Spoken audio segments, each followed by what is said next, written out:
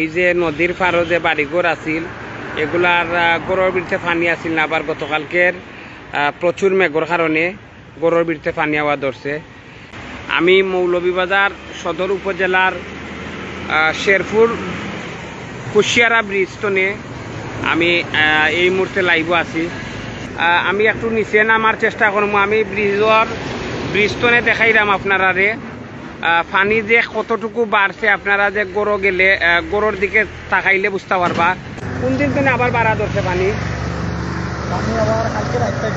কালকে রাইতনে বাড়া ধরছে, মানে 1 ফুটের উপরে বাড়ছে মনে হয়।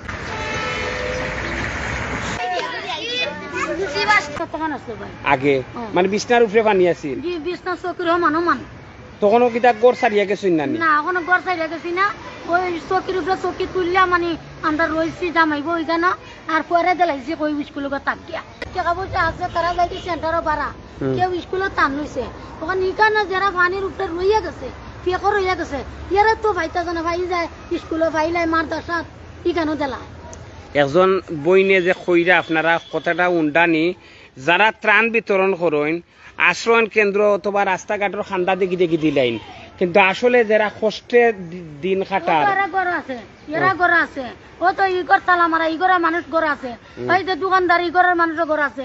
আমরা এই সাইডে কয়েকটা ঘর পরিবার পানির উপরে আপনি যদি বিশ্বাস করেন না বাবা হাকামা যায় যে এইগুলা ঘর দিচ্ছে। এটা তো সরকিয়া পারে গরিব টিয়ার ফাল দিয়ে তাকি গরম মেঘ করে এর মাঝে বিয়ে লাগে কোনো কিছু করতে পারি না।